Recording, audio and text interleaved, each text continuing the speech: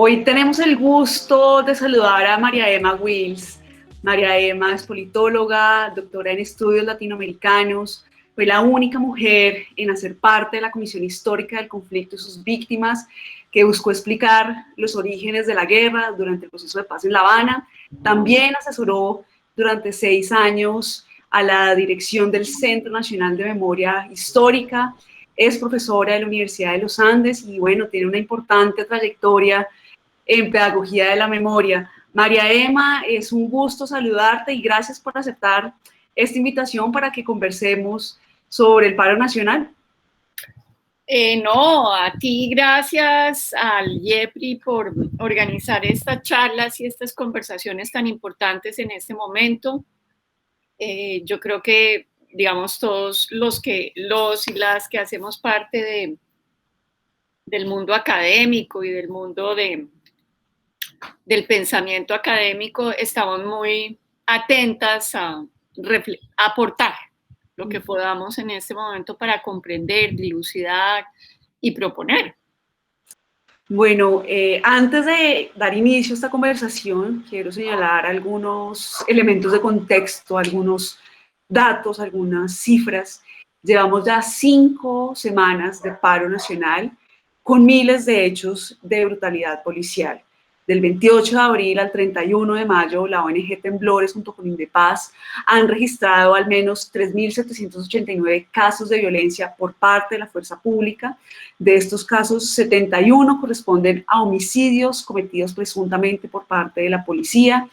Hay 25 víctimas de violencia sexual, 65 víctimas de agresión en sus ojos, 1.649 detenciones arbitrarias en contra de los manifestantes, 1.248 víctimas de violencia física por parte de la policía y en total 3.789 casos de violencia policial, esto sumado a los cientos de desaparecidos que ya contamos dentro de este marco del paro nacional. Detrás de cada una de estas cifras hay nombres, hay personas, hay hombres y mujeres que han salido a manifestarse.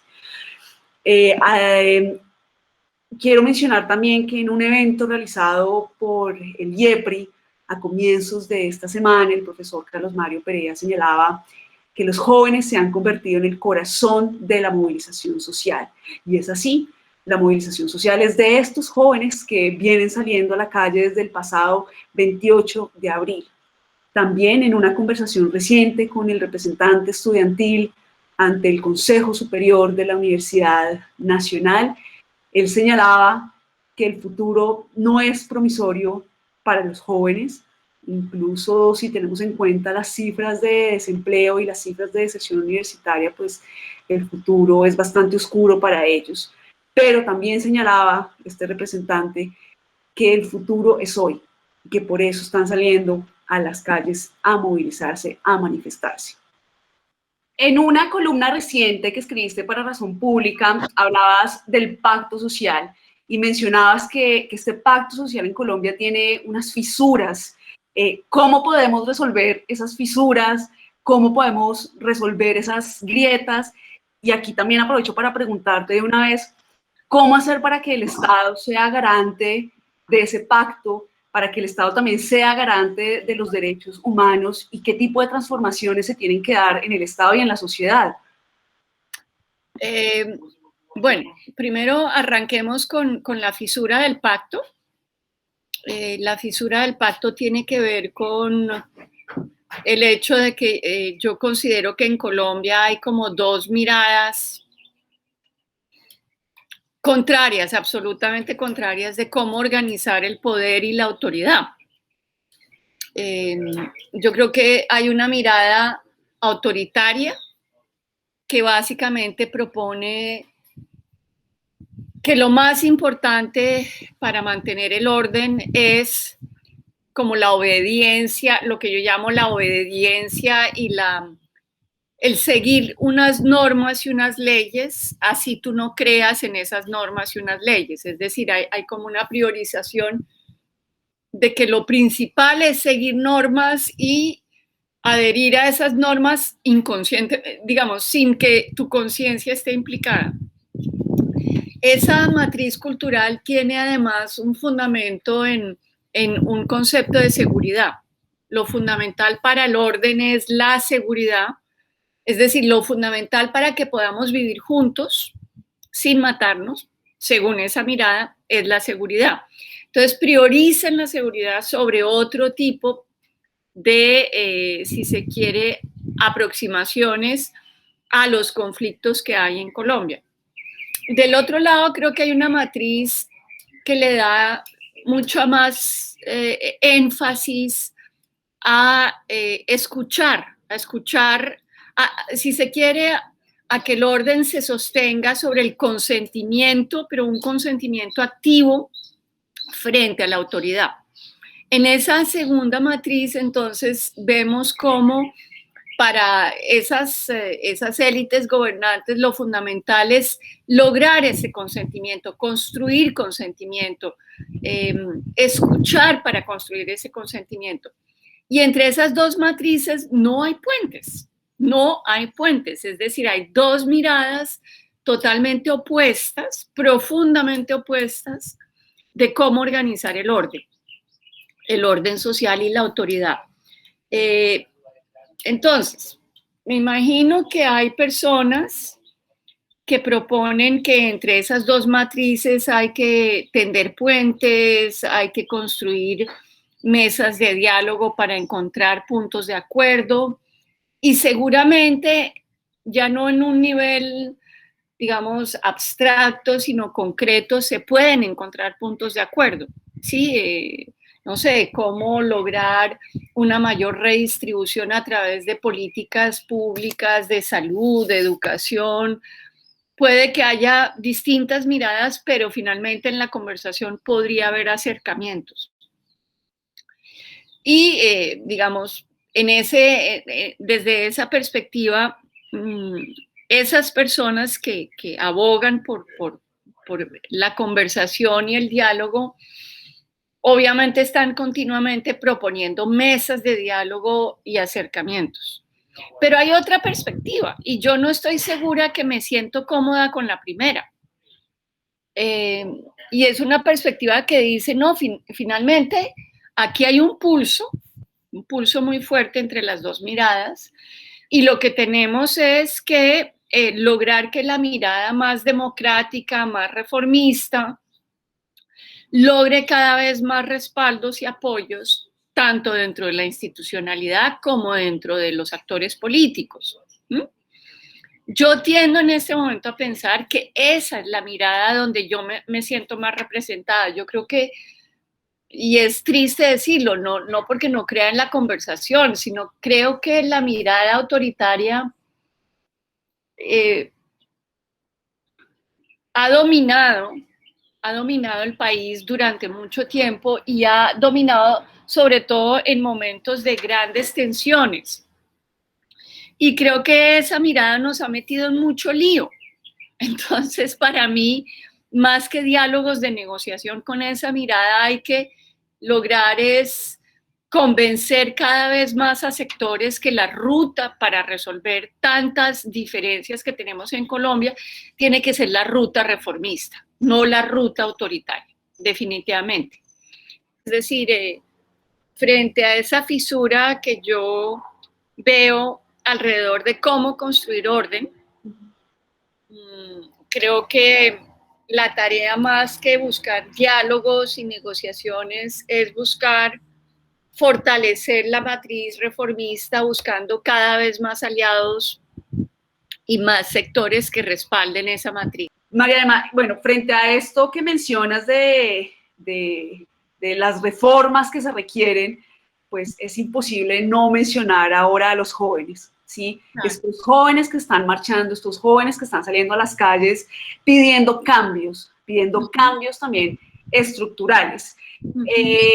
Quiero preguntarte, ¿tú qué ves en estos jóvenes que están saliendo a movilizarse, que son jóvenes que no confían en el Estado, son jóvenes que tampoco confían en el gobierno, que no confían en las instituciones, que no confían en las formas tradicionales de hacer política, que no confían, por supuesto, tampoco en los partidos políticos y que incluso se están organizando, ya sea en estas primeras líneas o en estas asambleas populares Y tú también mencionabas algo muy bello en el conversatorio que tuvimos la semana pasada. Estos jóvenes son la semilla del proceso de paz. ¿Qué ves ahí en ellos? Bueno, primero veo una enorme frustración, les fallamos, y es muy triste decirlo, pero el país les falló brutalmente a los jóvenes. Debo decir que he estado leyendo, y no es solo en Colombia, ¿no? En muchos países realmente hay una crisis frente a la falta de oportunidades, la falta de proyectos, la falta de inclusión y de incorporación de estos jóvenes en el orden, en un sentido de orden con futuro. Porque el orden puede ser también un orden anómico, un orden que no ofrece futuro y que básicamente se hunde como en un sálvese el que pueda, ¿sí? Y lo que yo veo es que les fallamos en el sentido de que cada vez el futuro está más recortado, la visión de futuro está cada vez más recortada, en el sentido de que estos jóvenes no solo no tienen acceso a educación, y cuando se les da oferta de educación es una oferta muy limitada, es decir, lo que el proyecto, digamos, liberal, no liberal del Partido Liberal, sino del pensamiento liberal individualista, pretendía era que cada individuo debía de tener las oportunidades para desarrollar el proyecto de vida que él o ella considerara más afín a su definición de buena vida. Sí, esa era la definición básica.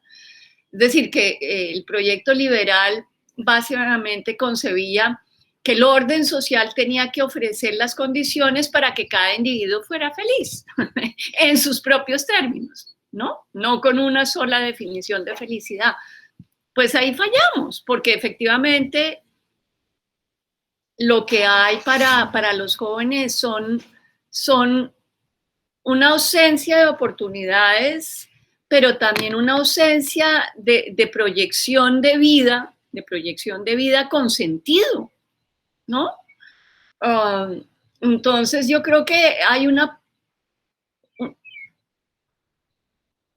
profunda rabia, mucha rabia. Se sienten defraudados, y con razón, y están buscando de todas las maneras decir, el futuro está en nuestras manos. Sí, eso es lo que es maravilloso, es decir, ellos sí tienen como la noción de que tienen que recuperar una noción de futuro posible, de futuro buena vida, de futuro con felicidad. Y con base en ese sueño, y la política también está hecha de sueños, están en las calles. Yo creo que a veces les pedimos a los jóvenes que tengan como una agenda de política pública, y yo digo, no jodas, sí, es que, digamos, yo creo que la academia, los políticos, el pensamiento, los centros de pensamiento son los que tienen que transformar esos reclamos en política pública, en una cuestión, digamos, con un lenguaje más técnico. Pero ellos lo que tienen es que reclamar y decir, quiero un futuro. Y mi futuro, ¿y cómo se imaginan ese futuro? A veces me da rabia porque dicen, no, es que ahí no hay ningún tipo como de imaginación de futuro. Y yo creo que sí la hay una imaginación en ciernes. Ellos están pidiendo educación, ellos están pidiendo universidades en el barrio, ¿sí? En la localidad. Y eso es entendible en un país donde, por ejemplo, yo recuerdo, en estos días recordaba cuando fuimos a Trujillo Valle, cuando éramos parte del grupo de memoria histórica, y llegamos a Trujillo, y lo que encontramos después de la masacre a principios de los 90 que se dio en ese municipio que es pequeñito, y fue una masacre como de 360 personas durante varios años, en fin. Y yo lo que veía, nosotros fuimos en el 2008, ¿sí? Y en el 2008 lo que yo veía es que el reclutamiento de jóvenes por parte de organizaciones armadas de todo tipo era muy alto en ese municipio, porque los chicos, una vez, si lograban culminar el bachillerato, no tenían ni cena, ni universidad, nada, y les tocaba ir hasta Tuluá para tener acceso a alguna oferta.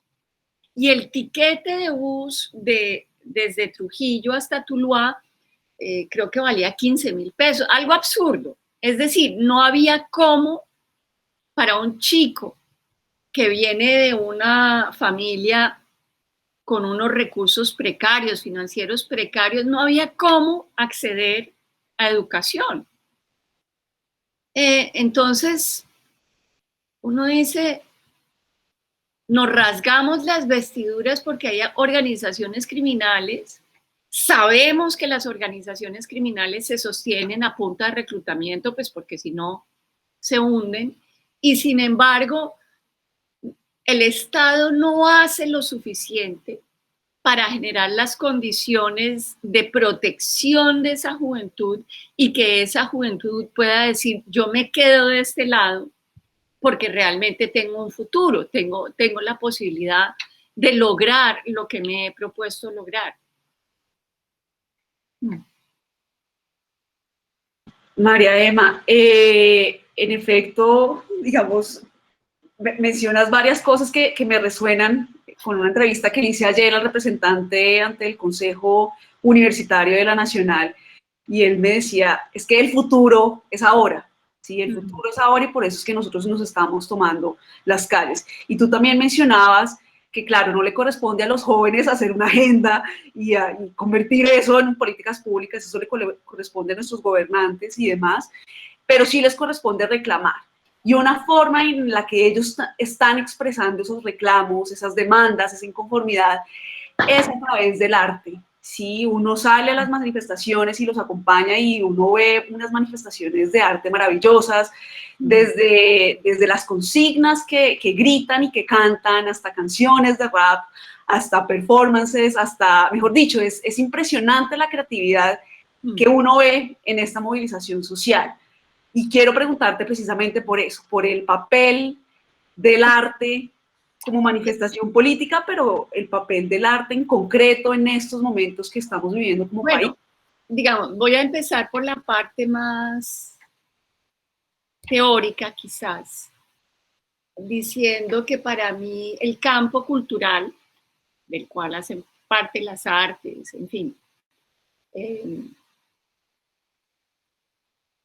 desde la mirada, de nuevo, liberal, se veía como un campo ajeno a la política. Es decir, dado que cuando se trató de hacer arte político, como bajo la Unión Soviética en algunos momentos, lo que se produjo fue un arte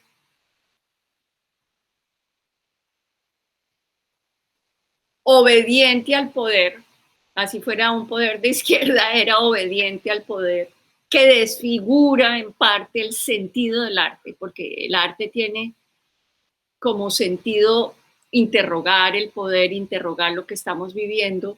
Entonces, de alguna manera el péndulo dijo, no, el maridaje entre arte y política no va porque caemos en estas monstruosidades, ¿no? Bueno, no voy a describirlas, pero todos lo reconocemos y reconocemos. Es decir, el arte fue usado tanto por el fascismo como por, digamos, ese marxismo totalitario que hubo en la Unión Soviética durante un periodo. Y para oírle a ese control del arte por la política se supuso una autonomía absoluta del arte. Luego, en los años 60, creo yo, hubo un cuestionamiento de esa autonomía del arte, ¿no? Porque efectivamente ahí con las movilizaciones estudiantiles, que también fueron movilizaciones muy creativas en términos de poesía, digamos, política de las calles, ahí hubo también un momento creativo enorme, Y ahí hubo entonces una nueva propuesta, no el arte al servicio de la política, porque eso es un desastre, ¿no? Es decir, el arte tiene que ser, el artista o el intelectual tienen que ser personas absolutamente autónomas y con una capacidad crítica que exige justamente distancia del poder y en particular del poder político, pero sí entonces se empezó a hablar de el intelectual comprometido, el artista comprometido. Y ahí hay que entender que el artista comprometido no es un artista que solo se deba a una militancia partidista. Esa no es el sentido del artista comprometido, del intelectual comprometido. El intelectual comprometido está comprometido con un sueño, un imaginario, una mirada de futuro, ¿sí? Desde la cual juzga el presente y a veces recoge un pasado para justamente, si se quiere, darle aún más fuerza a esa mirada de futuro que está proponiendo. Entonces, el intelectual comprometido es una persona que entiende que la transformación social no es transformación social, sino está cargada de futuro. Y básicamente se pone al servicio de, si se quiere, esas nociones de futuro o esas miradas que critican el presente desde la posibilidad de imaginar un futuro distinto.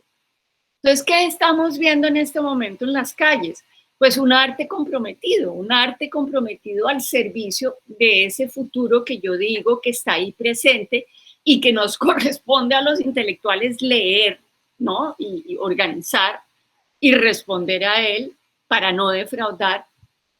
Pero yo sí creo que en esa variedad de repertorios artísticos que hemos visto en las calles, se han producido cuestiones maravillosas. En primer lugar, cuando uno recopila tanto las canciones como los performances, como hasta las pancartas, ¿no? Uno lo que ve ahí es lo que Gramsci llamaba el intelectual cotidiano, el hombre de la calle en su mejor expresión. ¿Sí? Es decir, hay momentos históricos que sacan lo mejor y lo peor del ser humano. En este momento yo creo que la calle está sacando unas expresiones maravillosas donde justamente hay semillas de futuro que se están cantando, que se están diciendo, que se están expresando a través de todos los lenguajes artísticos. Y ahí hay un enorme poder del paro, y es que por esos lenguajes artísticos, yo creo que el paro, los promotores del paro, y estos jóvenes en particular, han logrado aliados, ¿sí? Y ahí voy a hacer una digresión al uso, digamos, de las papas bomba, que a veces se usan en las manifestaciones estudiantiles, y voy a hacer un contraste entre la papa bomba, ¿sí?, que se ha vuelto un ritual un poco vacío, y estos rituales artísticos que estamos viendo en las calles para mostrar la potencia de los reclamos hechos arte que hemos visto en este paro, porque comunican y logran que el corazón de otros no comprometidos empiece a vibrar con ellos, ¿sí? En cambio, la papa bomba hace mucho ruido y comunica poco. Entonces, en el fondo, yo también tengo una defensa muy profunda y he pensado, miren la capacidad, digamos, de construir nuevas hegemonías, de nuevo en sentido gramsciano, en el sentido de expandir un sentido común que está en la calle a otros sectores e ir construyendo una convergencia alrededor de un sueño de futuro distinto, incluyente, más igualitario, menos autoritario. María Emma, y en este sueño de futuro compartido que nos cobije a todos, que sea incluyente, que sea democrático, ¿cuál es el papel de la universidad allí? Todos están aquí haciendo su parte, los jóvenes en efecto están haciendo una gran parte de pensar y de imaginar un futuro diferente. ¿Qué tiene que hacer allí la universidad, la academia? La academia, el intelectual, digamos, el que viene de la academia y el que se ha preparado para ser intelectual en la esfera pública, tiene un enorme papel, y es justamente, es que el reclamo no es la política pública, pero es la materia prima de la política pública, ¿sí? El reclamo ciudadano se tiene que convertir en una agenda pública de negociación, tramitación y transformación del Estado, de la oferta institucional en el país para la juventud. Entonces, bueno, no todo el mundo sabe de política pública, yo no soy especialista en política pública, pero cada uno sí, y cada una de nosotras sí tiene el papel de escuchar, primero escuchar, dejar esos estereotipos de que no, es que ahí no hay agenda y no hay nada. Pues vaya y hable con ellos a ver si no hay nada, ¿sí?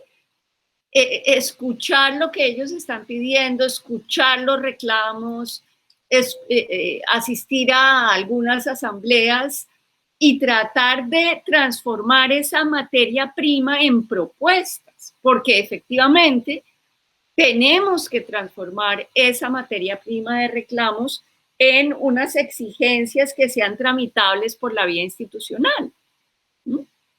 Y ahí es donde todos tenemos un papel que jugar. El periodista, el profe de la universidad, pero también el maestro y la maestra, porque efectivamente, pues, el reclamo es el sueño en potencia, pero hay que volverlo posible, realizable.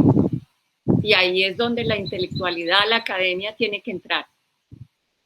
Digamos, yo leí la propuesta de lo que fue Sergio Jaramillo y en algún momento con Humberto de la Calle, de llevar a cabo como negociaciones escaladas, ¿no? Desde lo local, desde los reclamos muy locales hasta los reclamos nacionales, con el fin de poder producir justamente una agenda y convertir esa agenda en políticas públicas, en propuestas de políticas públicas que luego se tendrán que discutir en el Congreso, en fin.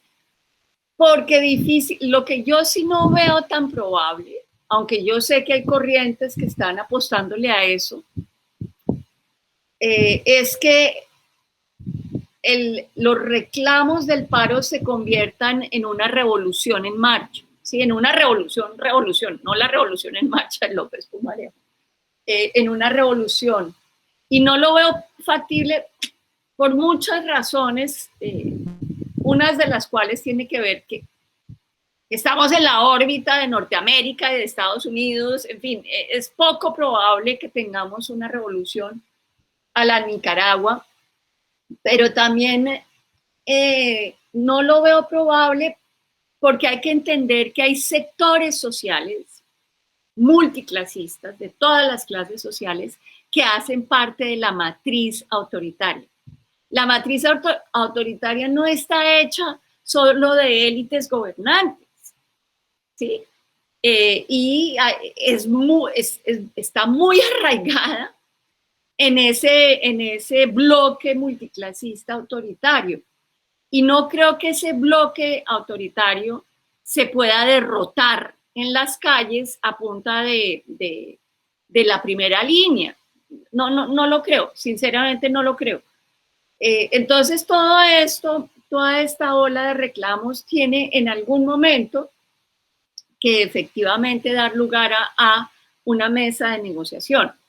Pero una mesa de negociación donde efectivamente se ha recogido toda esta fuerza de las calles y se ha aglutinado alrededor de una agenda que posiblemente habrá que discutir con académicos, con el Congreso, con los partidos, para saberla encauzar hacia un futuro mejor. Mariana, es imposible pues no tocar el tema de la policía y del SMAT y no tocar el tema de qué se requiere para que cesen estas violaciones tan graves a los derechos humanos. Esta mañana oí la entrevista que hicieron en La Silla Vacía de un colega de AFIT y una colega de la Fundación Ideas para la Paz. Me excuso porque no recuerdo sus nombres. Y pues yo pensaba que ya hay justamente una academia que ha hecho investigación sobre la policía y, digamos, los nudos que atraviesan a la policía en Colombia.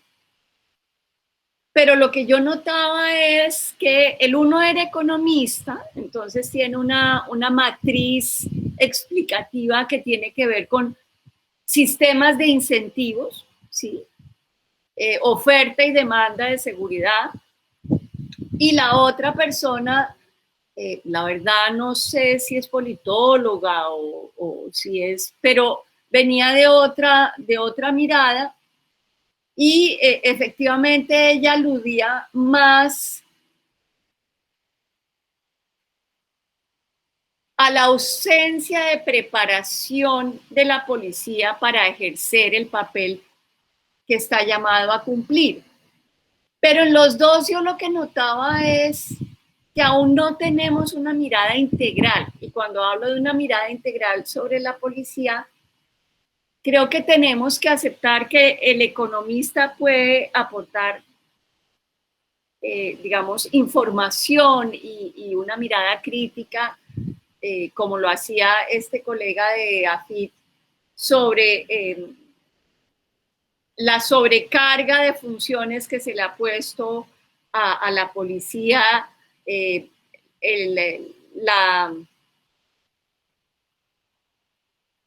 los pocos policías que hay para esa cantidad de funciones que se les han impuesto, la ausencia de regulación, si se quiere, de la jornada laboral del policía, la ausencia de reconocimiento salarial, la sobreexplotación en la que están los policías. Esa es una, digamos, no hay que desconocer esa mirada, pero es una mirada incompleta.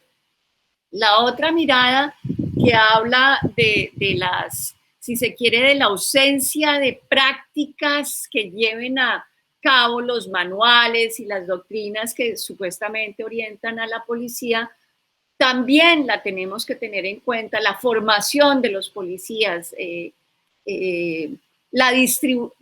también la distribución de recursos humanos dentro de la policía. Esta mujer aludía también a la cantidad de recursos que se van en celebraciones, ceremonias, en fin. Pero, y esa también aporta, pero yo creo, y esa última mencionaba cómo había prejuicios dentro de la policía, prejuicios frente a los jóvenes, prejuicios frente a las comunidades indígenas, y aludía a cómo esos prejuicios guiaban la práctica de la policía en las calles. Me parece muy importante lo que ella decía. Ahora, ella mencionaba cómo esos prejuicios son los prejuicios de la sociedad, y lo decía así, de la sociedad. Y yo diría, no, no son los prejuicios. La sociedad es un abstracto, ¿no? Dime quién es la sociedad. No, perdónenme, hay que nombrar las cosas por su nombre. Esos prejuicios que se mantienen dentro de la policía a través de una cantidad de prácticas informales en el cotidiano, ¿sí? Si se quiere, de esa cultura organizacional que no está en el texto, pero que hace parte de las rutinas con las cuales se adoctrina y se prepara un policía, son finalmente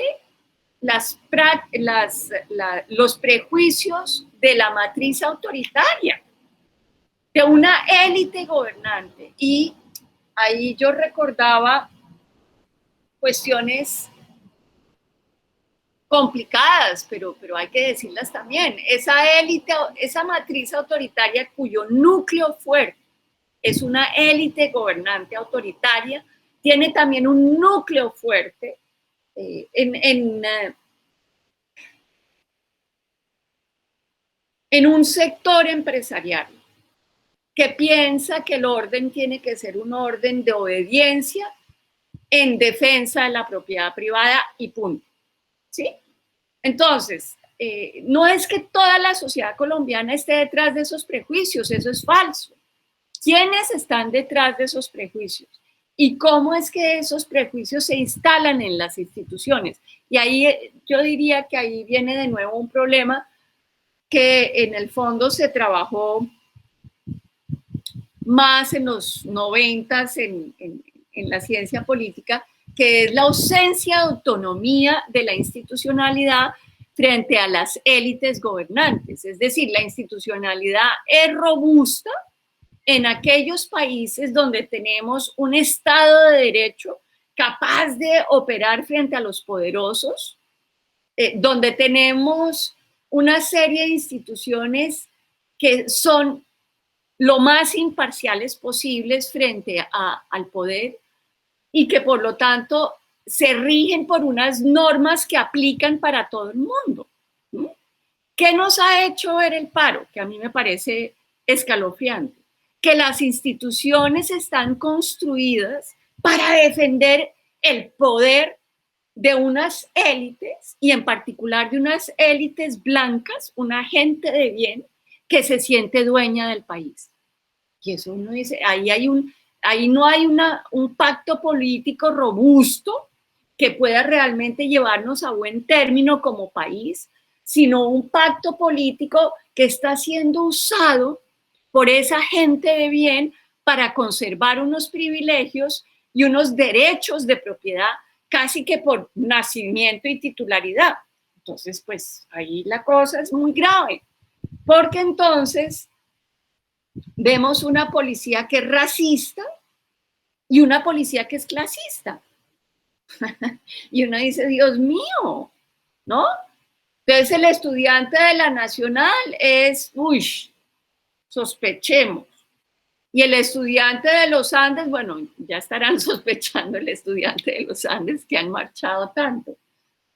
Pero lo que quiero decir es que no hay democracia viable cuando las señales que manda el Estado a través de sus instituciones son señales de que aquí no hay imparcialidad, de que aquí hay un compromiso con una élite en particular y no con la ciudadanía en general. Terrible. Y algo que aprendí, perdón, y con esto cierro, sobre la policía. Algo que aprendí cuando estaba en el Centro Nacional de Memoria Histórica. Bueno, ahí trabajé con oficiales que habían sido asignados a la línea de memoria histórica de la fuerza pública y aprendí cosas que yo no sabía como politóloga y me avergüenzo, porque la ciencia política en Colombia, y ahí va mi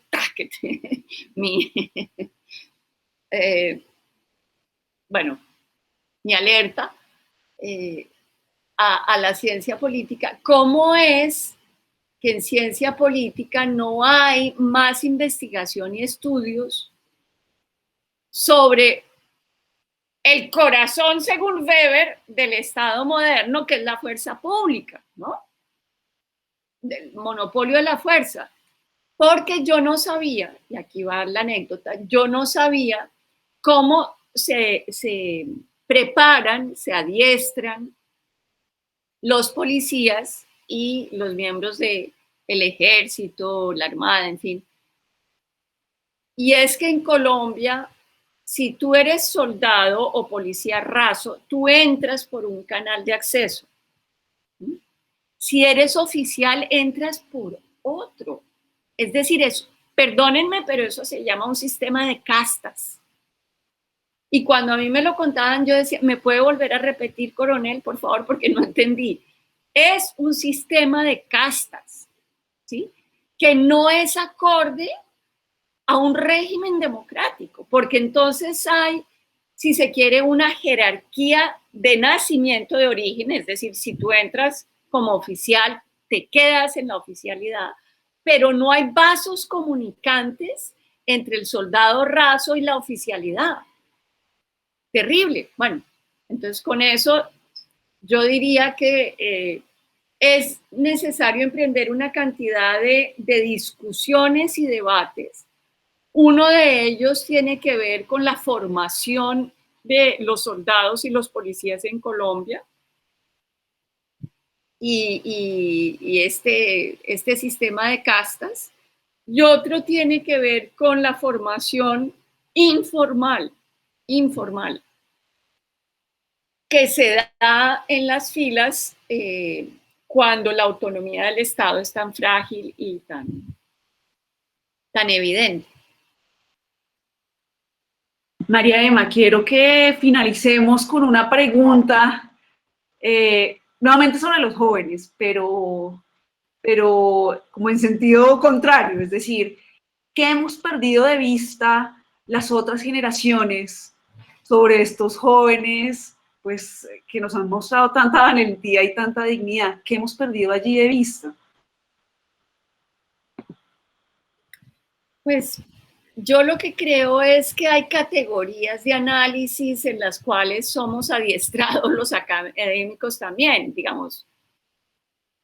Todos aprendemos un oficio dentro de estas escuelas de formación y al menos en mi caso, cuando yo estudié ciencia política, habían ciertas categorías como la clase social, el género, estaba abriéndose un espacio como categoría de análisis, pero la edad, la generación, no era una categoría de análisis. Yo no aprendí a preguntarme qué piensan la generación de los, yo qué sé, de los jóvenes hoy en día frente a la generación anterior. No nos hacíamos preguntas sobre las generaciones y se volvió quizás un campo específico, los especialistas en juventud, y se perdió entonces de vista que efectivamente pues que las nuevas generaciones son muy importantes en la construcción del orden en una sociedad y son muy importantes para democratizar un orden.